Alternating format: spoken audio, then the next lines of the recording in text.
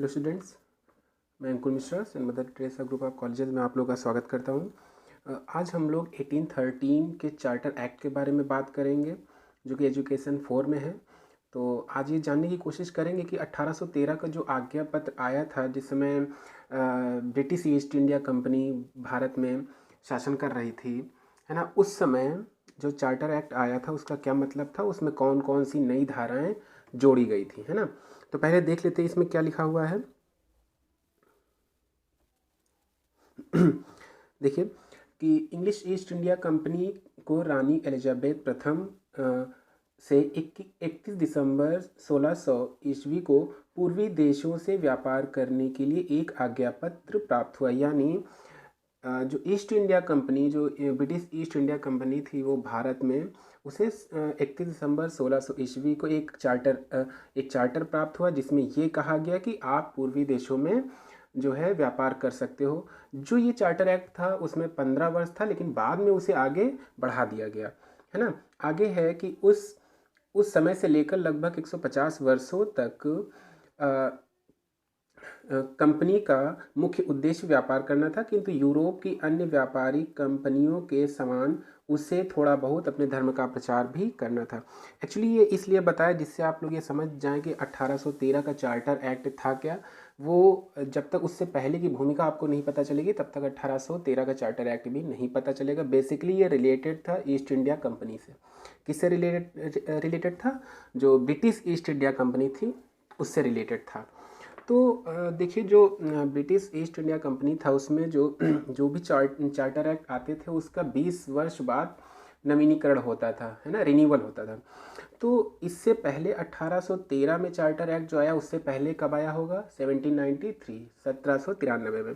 1793 के बाद जब ये 1813 का चार्टर एक्ट आया तो उसमें कुछ जो है धाराएं जोड़ी गई। वो धाराएं क्या थी उस पर बात करते हैं कि जो इंग्लिश ईस्ट इंडिया कंपनी के आज्ञा पत्र को प्रत्येक 20 वर्ष के बाद नवीनीकरण है यानी रिन्यू किया जाता था। कितने वर्ष बाद? अगर क्वेश्चन ये आ जाए कि ब्रिटिश ईस्ट इंडिया कंपनी के आज्ञा पत्र को कितने वर्ष बाद नवीनीकरण किया जाता था, तो 20 वर्ष बाद, है ना, आफ्टर एवरी 20 ईयर्स। इस उद्देश्य से सन 1813 में आज्ञा पत्र को पार्लियामेंट के समक्ष प्रस्तुत किया गया। अब एक चीज़ में और नोट करने वाली है कि जो ब्रिटिश ईस्ट इंडिया कंपनी था उससे रिलेटेड जो भी चार्टर एक्ट थे वो कहाँ प्रस्तुत किए जाते थे? ब्रिटिश पार्लियामेंट में। कहाँ पे? ब्रिटिश पार्लियामेंट यानी ब्रिटिश संसद में, है ना। तो ब्रिटिश प्रस्तुत किए जाते थे। इस अवसर पर घोर विरोध होते हुए भी ग्रांट और विल्बरफोर्स के दल को विजय प्राप्त हुई। जब ये 1813 का चार्टर एक्ट रिन्यू कहाँ होता था? बताया ब्रिटिश पार्लियामेंट में होता था। तो ब्रिटिश पार्लियामेंट में इस एक्ट को लेकर बहुत विरोध हुआ। विरोध क्यों हुआ? क्योंकि इसमें कुछ अन्य यूरोपीय कंपनी को भी इजाज़त दी जानी थी, है ना। इस वजह से वहाँ की पार्लियामेंट में इस एक्ट को जो है इस एक्ट का पूरा विरोध किया गया। अब बात आती है कि इस एक्ट में कौन सी 3 बातें थीं जो कि इसमें इन धाराओं के रूप में इनमें जोड़ा गया। पहली बात क्या थी? पहली बात थी कि यूरोपीय देश, हम इसकी बात कर रहे हैं, ठीक है। पहली बात क्या थी कि यूरोपीय देश के मिशनरियों को भारत में प्रवेश करने और वहाँ ईसाई धर्म एवं शिक्षा के प्रसार को पूरी छूट होगी, ठीक है। अब देखिए यहाँ पे जो आया है यूरोपीय देशों, यानी पहले तो यूरोपीय देश के जो भी मिशनरी थे। अब मिशनरी का मतलब समझ लीजिए क्या होता है। मिशनरी का मतलब होता है ये देखिए, मिशनरी का मतलब होता है कि ईसाई मिशनरी वह लोग हैं जो भारत में ईसाई धर्म का प्रचार प्रसार करते हैं। और वो प्रचार प्रसार किसके माध्यम से करते हैं? स्कूल, कॉलेज और अस्पताल जैसी संस्थाओं से जुड़कर। यानी जो यूरोपीय मिशनरी की बात की जा रही है उनमें ये था कि जो ईसाई मिशनरीज थे उनको भारत में ईसाई धर्म के प्रचार प्रसार के लिए भी मौका दे दिया गया, ठीक है। ये बात था इसमें, ये पहली बात थी। अब इसमें नोट करने वाली बात है कि इसमें ये भी चीज़ डिस्कस की गई है कि उनको शिक्षा भी देनी है। यहाँ पे देखिए इस चीज़ को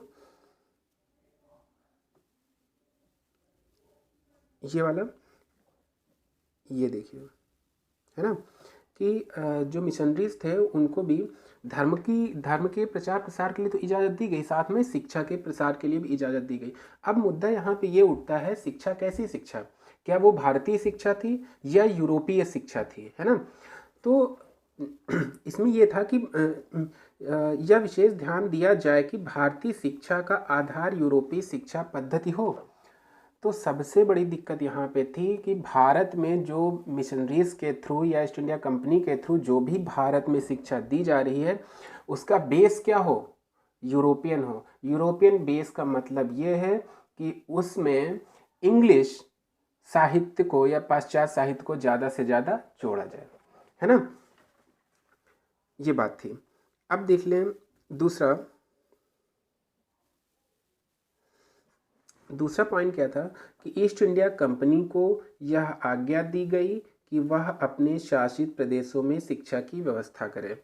यानी जितने प्रांतों में ईस्ट इंडिया कंपनी का वर्चस्व था वहाँ पे ये आज्ञा दे दी गई कि आप वहाँ पे शिक्षा की व्यवस्था करें तथा जो भी यूरोपियन मिशनरीज आते थे उनकी हेल्प करें और उनके प्रचार प्रसार में आप सहायता करें, है ना। ये सेकेंड पॉइंट था। अब जो थर्ड पॉइंट आता है, थर्ड पॉइंट ये है कि कंपनी द्वारा प्रति वर्ष कम से कम 1,00,000 रुपयों की धनराशि का प्रयोग साहित्य के रखरखाव एवं विकास और उसके उत्थान, विद्वानों के प्रोत्साहन आदि के लिए खर्च करें।